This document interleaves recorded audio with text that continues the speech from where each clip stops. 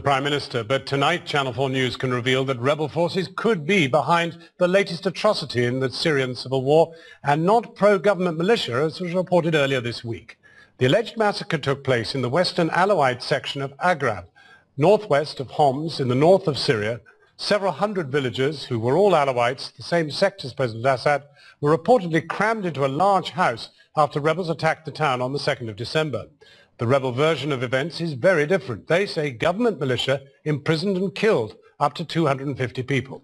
Our chief correspondent Alex Thompson is the first independent journalist to get into the area. He's spoken to eyewitnesses who escaped the town and has this exclusive report.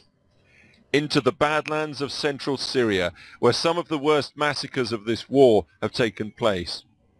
A wrong turn here can mean being arrested, kidnapped, or worse. So an escort's vital. We're told to follow one car and then another. A journey of a few miles direct takes almost an hour. Finally, we reach Akrab, a small place, 9,000 Sunni, 2,000 Alawite. We spoke to 3 people who'd escaped the town, all Alawite, speaking in government areas. All spoke completely separately, in different places. None knew we'd interviewed the others, and no government official was present. Their stories corroborate each other in detail, as do those of many others we spoke to off-camera. They completely contradict the version of Akrab which has gone global, largely from rebel war propaganda websites. All sides agree Akrab was attacked by rebels on Sunday, December the 2nd, but our eyewitnesses say Sunni rebels took hundreds of Alawite civilians as prisoner. They had long beards, and sometimes you couldn't quite understand what they said. They were not dressed in the normal way. Let's shoot. At that point, gunfire from the direction of Akrab forced us to move. All say the rebels came from the direction of Al-Hula, just 5 miles over these hills at the edge of town. It's the site of a massacre of 108 people in May, and it is a rebel stronghold. They were wearing black ski masks. They took our phones and car keys. They forced us out of our homes and set fire to them. I hope God burns them like they burned our homes.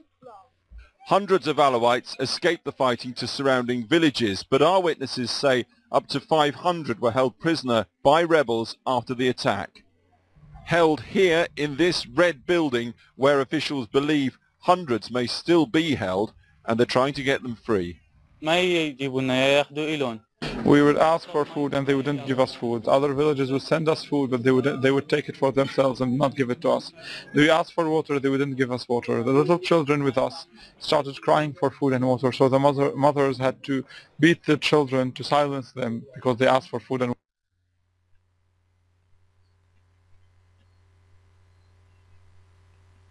water too much.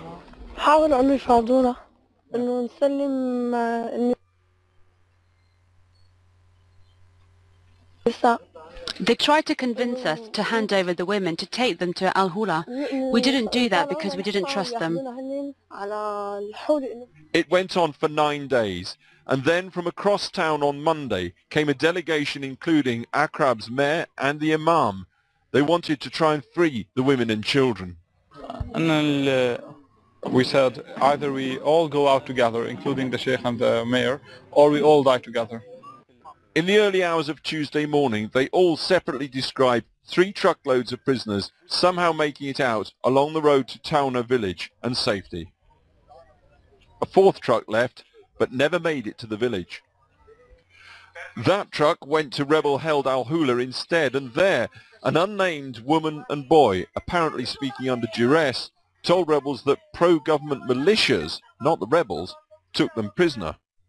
Fighting prevented us entering Akrab, but from where we stood we could see that the house everybody said they were kept in appears intact, as does much of the town. Further, rebel YouTube postings from December the 2nd, the date of the assault, make no mention of hundreds of prisoners here. Why ignore a propaganda coup day after day? And why after Tuesday are there no pictures of the bodies or burials on rebel postings? There are in effect then two stories here. First of all, it's corroborated by both sides that a large number of civilian Alawite villagers were taken prisoner in Akrab. They were held, and then a number at least were released. But what happened after that?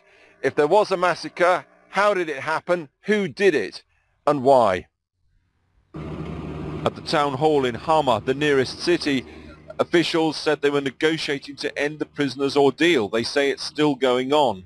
They believe the imam and the mayor and many others have been killed. The only independent witnesses to make it to the prisoners were the Red Crescent, and they have declined to speak to us for some days. Today there was more fighting in the town, and when we visited, the call to prayer echoed eerily over a largely deserted town. There are people on the streets, we could see them. Rebels perhaps, but who knows? Akrab still holds its secrets. Alex Thompson, Channel 4 News, Akrab.